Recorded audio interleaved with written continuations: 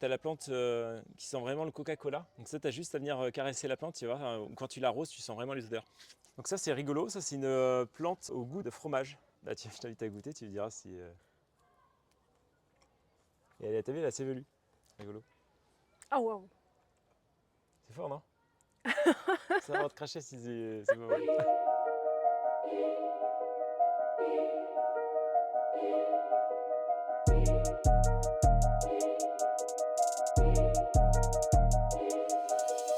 J'ai eu la chance de grandir dans une maison et mon père était passionné de jardinage. Alors il n'y avait pas de potager dans sa maison. Ça n'empêche que tu vois, je tondais le gazon, je taillais les plantes dans le jardin.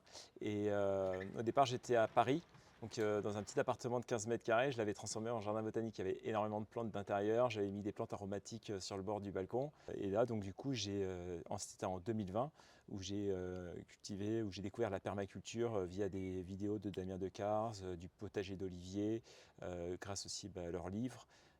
Et puis mais aussi bien sûr en jardinant, en testant des choses, la culture sur but. Et finalement, en croisant la formation, j'ai appris très rapidement. Comme je te disais, je fais pas mal d'associations de plantes.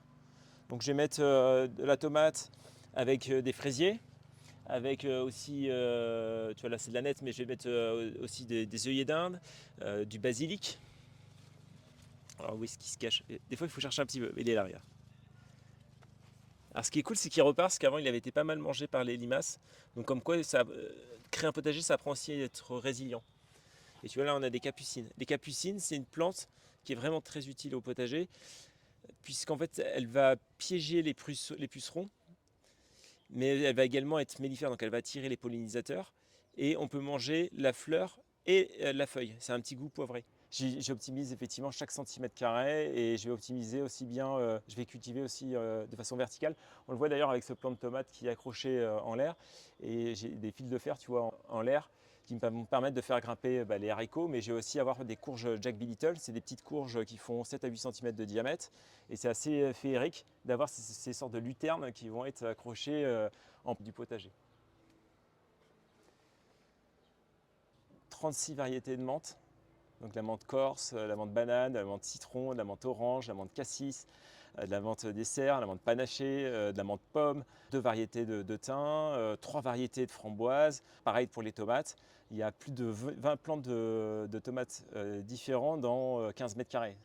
Donc c'est assez incroyable d'ailleurs sur très peu finalement de mètres carrés ce qu'on peut arriver à faire pousser. J'ai un jardin de 15 mètres carrés, hein, j'ai pas une ferme à la campagne avec plusieurs hectares. Je suis un jardinier modeste, mais on peut très bien aller dans dans des médiathèques, il y a parfois des grénothèques, on peut aller dans des associations, on peut faire des échanges, on peut trouver des outils d'occasion sur le bon coin, on peut trouver pareil des gens qui se séparent de leurs plantes parce qu'ils passent d'une maison avec jardin à un appartement. Alors ici, j'ai créé un composteur artisanal et je suis surpris par son efficacité. C'est vraiment très efficace, donc c'est du grillage anti-rongeur. C'est juste, tu as du bambou avec du cercable et c'est enfoncé de 30 cm dans le sol.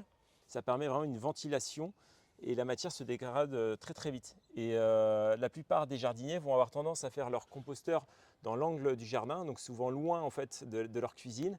Alors que moi au contraire je vais le mettre au centre du potager et il y a un réel intérêt. Donc déjà c'est plus près pour pouvoir déposer ces déchets. Tu vas avoir du carton, tu vas avoir des déchets végétaux du potager. Et on voit c'est déjà vachement dégradé en fait. Donc j'ai du mal à reconnaître, mais je peux avoir aussi des coquilles d'œufs.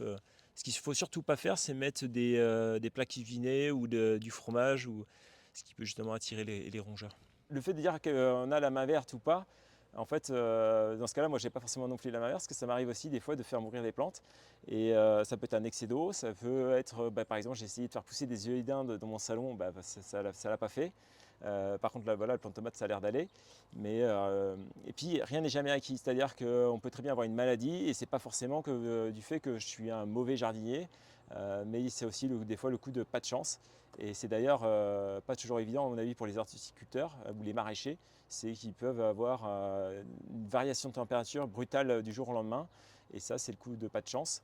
Ce que je disais, c'est au contraire, c'est la meilleure façon d'avoir la main verte, c'est de mettre une graine dans la terre et d'arroser, c'est de planter une plante, c'est d'essayer. Et petit à petit, grâce à l'observation, on va avoir la main de plus en plus verte. mais c'est juste quand finalement on y a consacré davantage de temps et qu'on a essayé. La meilleure façon d'apprendre, c'est de le faire par soi-même. Puis c'est d'ailleurs hyper valorisant que de partir d'une graine et puis d'avoir un plant de tomates et de cueillir des kilos de tomates et avec cette qualité gustative qu'on ne trouve pas ailleurs, quoi.